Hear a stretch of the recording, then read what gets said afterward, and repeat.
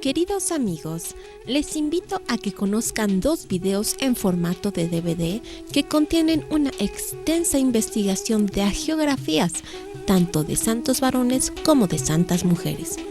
Ambos DVDs son de 2 horas de duración cada uno y contienen información de 30 amigos y de 30 amigas de Jesús, que con sus vidas trataron de ser como Él y que mucho tienen que compartir con nosotros a través de sus testimonios de vida.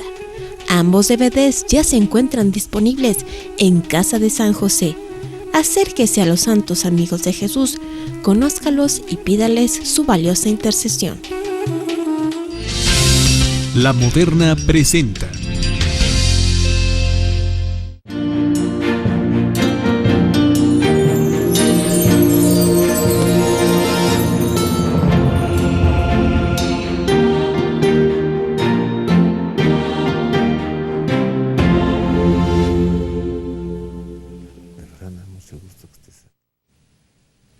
Ya estamos de regreso, queridos amigos, en Ver y Creer. Hoy estamos revisando la historia, que es algo que siempre se debe hacer. Bueno, pues el ser humano, para saber qué hacer, debe conocer lo que sucedió, y para ver qué es lo que hará, pues debe mirar hacia atrás. Entonces, revisar la historia es un gran bien que todo el mundo debe hacer. Hoy estamos hablando sobre el consumador de la independencia, Agustín de Iturbide, emperador de México, Agustín I. Para continuar con este tema, recibo con afecto a Hugo Cuellar. Él es licenciado en Relaciones Internacionales, es investigador de historia y es también el presidente de la Asociación Civil Orden de Guadalupe. Bienvenido, Hugo. Muchísimas gracias, Roberto, por la invitación. La condecoración que confiere hoy el gobierno mexicano, el Estado mexicano, es el Águila Azteca, ¿sí? Así es. Pero antes fue la Orden de Guadalupe, Orden al Mérito. Claro, bueno, ¿sí? De hecho, la Orden del Águila Azteca está originalmente inspirada en la Orden del Águila Mexicana, que fue creada por Maximiliano de Habsburgo en 1865. Finalmente, bueno, también esta fue una condecoración que destaca las labores tanto militares como cívicas de algunos personajes de la historia del siglo XIX, y por supuesto, lo que le precede y como mayor condecoración fue la Orden de Guadalupe, que fue creada precisamente en 1822 por Iturbide, pero que había sido principalmente ideada por Ignacio López Rayón en 1812. Hay detalles que casi no se conocen al respecto, pero así es más o menos. Mira, sí. Y la Orden de Guadalupe continuó incluso después de la muerte de Iturbide, ¿no? Sí, bueno, ¿que no estaba todavía con Santana? Se queda en desuso después de la muerte de Iturbide. Incluso hay arreglos legales por parte de los gobiernos republicanos para que se suspenda su entrega. Sin embargo, Santana, que originalmente también había sido condecorado como caballero supernumerario por Iturbide, como caballero de la Orden de Guadalupe. ¿Quién? Santana es condecorado por él. Finalmente Santana en el 53, en su última presidencia, decide retomar la Orden de Guadalupe, la restituye y se mantiene del 53 al 55. Posteriormente caerá en desuso una vez más, de manera legal, y finalmente pues la retomará la regencia del imperio desde el 63 del siglo XIX. Dura un año esa regencia y después ya Maximiliano toma el mando de la Orden de Guadalupe durante los 10 años siguientes, ¿no?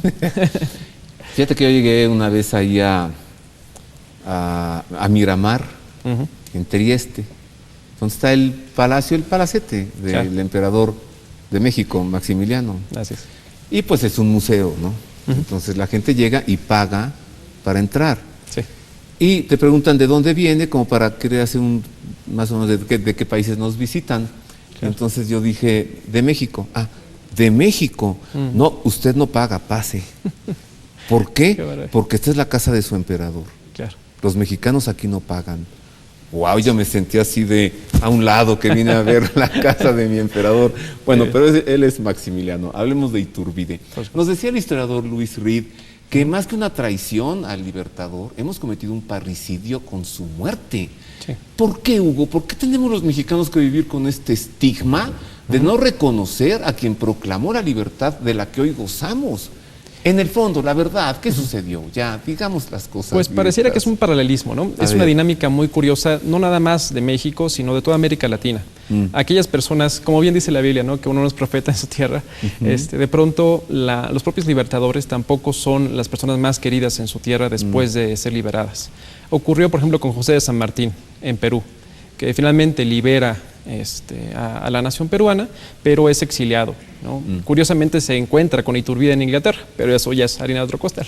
Sin embargo, pues se encuentran ellos. Igual Simón Bolívar también tuvo un desprecio de su gente en el final de sus días, ¿no? Simón Bolívar Bolívar, el propio Bolívar. Pero es curioso también cuál es la capacidad que tienen entre ellos de comunicarse, de entender cuál es la dinámica de la independencia de sus países. El proyecto de Simón Bolívar era el panamericanismo, ¿no? Generar esta creación, esta conciencia de que América era una única, después de haber pertenecido pues, de manera pues, virreinal, ¿no? a la corona española. A la corona española. Sí, sí. Vamos a ver la segunda parte de la biografía, ¿no? de Agustín de Iturbide. Vamos a ver ahora a partir de qué concreta la independencia, el imperio mexicano y también su trágica y deleznable muerte, ¿no? Conozcamos más de nuestro emperador. Luego de proclamar la independencia de México el 27 de agosto de 1821, Agustín de Iturbide convocó a un Congreso Constituyente en febrero de 1822. Por el Tratado de Córdoba, el México independiente habría de llamarse Imperio Mexicano y configurarse como una monarquía constitucional en la que perduraría la dinastía borbónica. Pero el mismo Congreso reflejó disensiones al respecto, ya que estaba dividido en una facción republicana y los monárquicos divididos también en borbónicos, partidarios de entregar el trono a un príncipe español, e iturbidistas que querían coronar emperador al mismo Iturbide. Un motín popular encabezado por el sargento Pío Marcha, quien apoyaba el imperio de Iturbide, precipitó las discusiones del Congreso que el 19 de mayo proclamó emperador a Iturbide con el nombre de Agustín I y declaró hereditaria la sucesión al trono. El imperio apenas duró 10 meses, pues muy pronto hubo de enfrentarse a una conspiración de carácter republicano. Iturbide decidió entonces disolver el Congreso en octubre de 1822 y nombrar una Junta Nacional Instituyente en favor suyo. España, por su parte, desautorizó la actuación del virrey O'Donoghue. Se negó a reconocer la independencia y en noviembre las Cortes españolas declararon nulo el Tratado de Córdoba. Al mes siguiente, el gobernador de Veracruz, Antonio López de Santa Anna, proclamó la República con el apoyo de varios generales. Para marzo de 1823, el emperador Iturbide se vio obligado a abdicar. Se exilió en Europa y un año después volvió a México ignorando que el Congreso lo había declarado traidor. Detenido a su llegada, el forjador de la independencia de México fue fusilado por soldados compatriotas en el municipio de Padilla, Tamaulipas, el 19 de julio de 1824, a los 41 años de edad. Sus últimas palabras fueron: «Mexicanos, muero gustoso porque muero entre ustedes». En 1838, bajo la presidencia de Anastasio Bustamante, sus restos fueron inhumados con honores en la capilla de San Felipe de Jesús de la Catedral Primada Metropolitana de México. Nuestra intención fue ir a la Catedral Primada Metropolitana de la Arquidiócesis de México, entrar a la capilla de San Felipe de Jesús y grabar por televisión los restos del emperador Agustín de Iturbide, pero al querer hacerlo en catedral nos dijeron que ellos no pueden autorizar eso porque depende del Instituto Nacional de Antropología e Historia, el INAH. Entonces que nos comunicáramos con ellos y el INAH dijo: sí, pero nos tienen que pagar 4,000 pesos. Así que gracias al INAH pues no le pudimos mostrar los restos del emperador y le platico cómo son las cosas. Parece que han encontrado ya su negocito en las iglesias. Pero continuemos hablando de Iturbide. Hugo, claro. ¿Cómo fue su muerte, su trágica muerte? Si ya estaba exiliado en Europa, ¿a qué regresó? ¿A recuperar el imperio? ¿Siempre queda ese sueño? ¿A restaurar el imperio? En realidad fue una vez que estaba en Europa, ya bajo su exilio, entró en Livorno, fue un tramo, pues, una travesía, digamos, un poco larga, pero finalmente se instala en Inglaterra, cerca de la iglesia de San Pablo, en Londres. Ahí es donde se entera de que la Santa Alianza tiene los planes para reconquista de la Nueva España, lo que antes era Nueva España, que ahora el Imperio Mexicano. ¿Los estados pontificios? Los estados pontificios, España, Austria, Rusia, Génova. Sí, sí. Sin embargo, bueno, Iturbide, al enterarse de este plan, termina por convencerse de que lo más necesario es regresar a México y entregar su espada en favor de la independencia, de luchar por la independencia.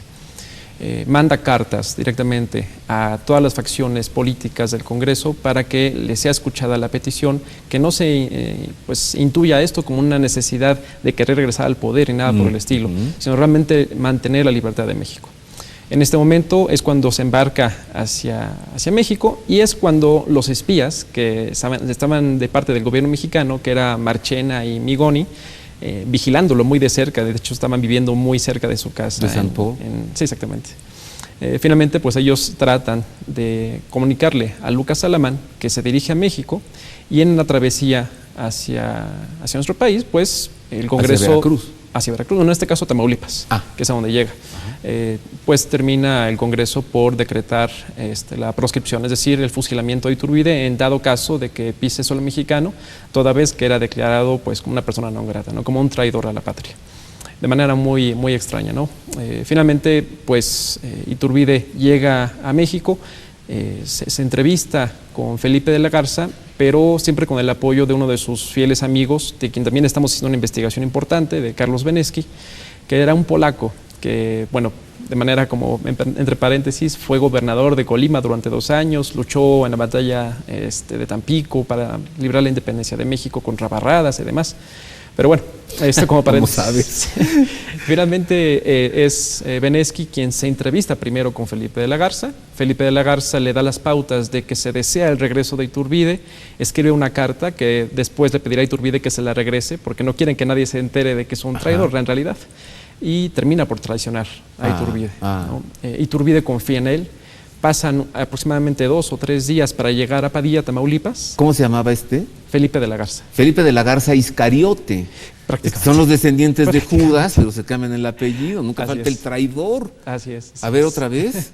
¿Cómo se llamaba? Felipe de la Garza. Felipe de la Garza Iscariote. Traicionó a Iturbide. Entonces llegó y... Termina por convencerle de que lo llevará a parlamentar, ¿no? Lo llevará al Congreso para que dé su palabra y tenga una formal defensa. Igual que Judas, lo pone. Lo pone directamente.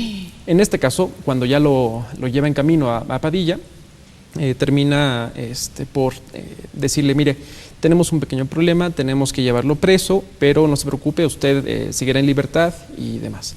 En la noche le dice, disculpe, esta noche será fusilado.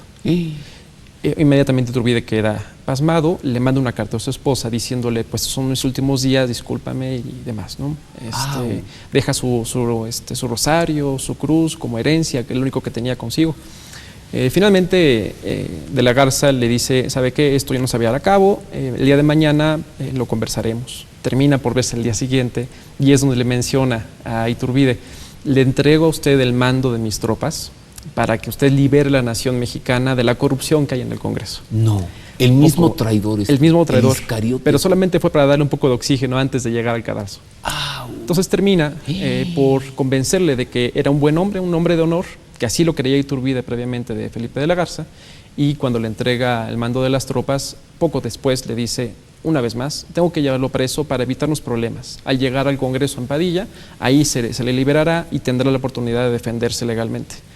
Antes de llegar a Padilla, previo a esto, Iturbide le manda una carta a su esposa diciéndole, estaba convencido de que este era un hombre de honor, mi vida está salvada, sigo adelante con mi camino hacia el Congreso. Y cuando están a punto de llegar, Felipe de la Garza le dice, será pasado por las armas, ¿no? Se aleja y deja solamente al pelotón para que lo fusile. No. A ver, ¿cuándo en la escuela nos dijeron esto? ¿Cuándo en esos libros de texto donde estaba en la portada La Patria o no sé quién, nos dijeron esta historia horrible de traición y de muerte? Claro. ¿Qué cosa? Hugo, una cosa más. ¿Qué inspiró a Agustín de Iturbide para hacer un imperio? En realidad fue la continuidad de como la forma de gobierno. Luis Reed. Sí, exactamente. Es decir, la investigación de Luis Reed de alguna manera apuntala muy bien cuáles son las razones detrás de la independencia y, por supuesto, la consecuencia del gobierno, que es de manera natural una monarquía. Sin embargo, Iturbide no opta por una monarquía absoluta, sino ya como una monarquía caditana, que precisamente venía de la Constitución de Cádiz, en 1812. Además, a ver, dime, ¿no te parece que hacer un imperio es fortalecer a una nación, y en este caso fortalecer a la de los Estados Unidos, que ya estaban allí con toda la masonería haciendo una república? Claro. ¿Sí hay algo de eso? En realidad, en este caso, Estados Unidos, por ejemplo, actúa a través de Poinsett con el uso de la masonería para socavar al Imperio Mexicano. ¿Ah, sí? Es decir, lo que se deseaba de la periferia de Estados Unidos es que todos adoptaran la misma forma de gobierno. Por tanto, que todos fueran repúblicas y no monarquías. Ajá. José de San Martín pedía que fuese Perú una monarquía. Brasil lo logró porque se trasladó el rey inmediatamente.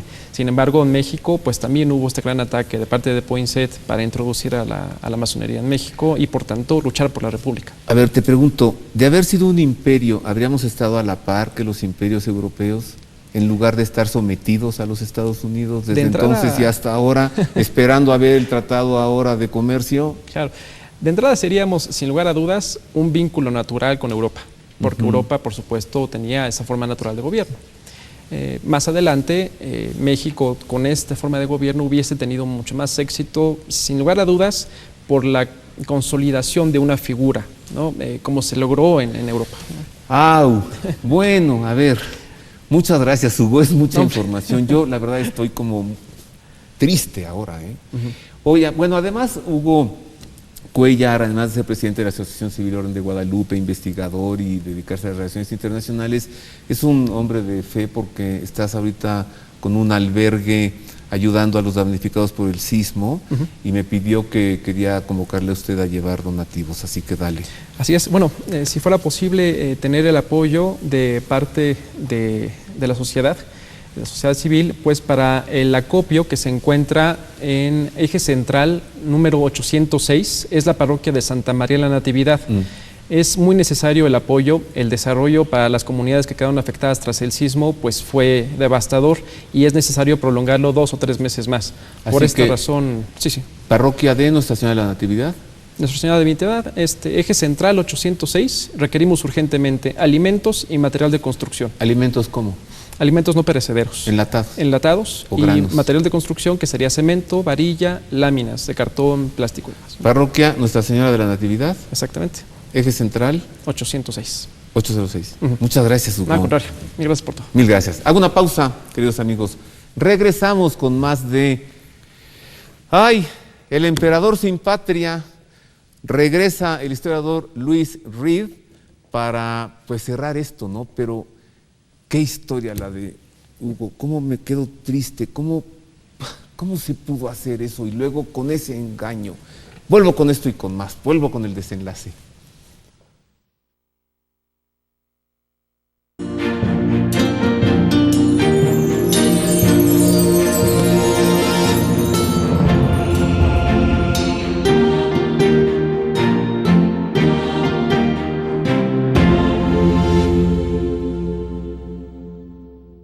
Felicidad es hacerte la sorda por la mañana. Desayunar una sonrisa. Es tener tu estilo. Esa reacción que hace que tu cuerpo se mueva. Felicidad se escribe con D de delicioso y con S de sabroso. Porque parte de la felicidad es disfrutar los sabores de la vida. Andanza, el aliado que te ayuda en tu tratamiento para el control de peso. Con grande gusto le informo que ha sido publicado mi más reciente libro, de nombre Ecce Homo, por Buena Prensa. La figura de Cristo atado de manos, flagelado y erguido sobre un charco de su propia sangre, ha venido a ser, en incontables ocasiones, un retrato de la humanidad herida por el pecado. En este libro, mediante una serie de breves informes y meditaciones, intento mostrar el rostro del Ecce Homo, pero también el rostro del resucitado en esta humanidad herida y rescatada por Cristo Jesús, esta humanidad nuestra del siglo XXI. El libro Ecce Homo, de un servidor, se encuentra disponible ya en las librerías de Buena Prensa en todo el país y también en la Casa de San José. Espero que lo disfrute.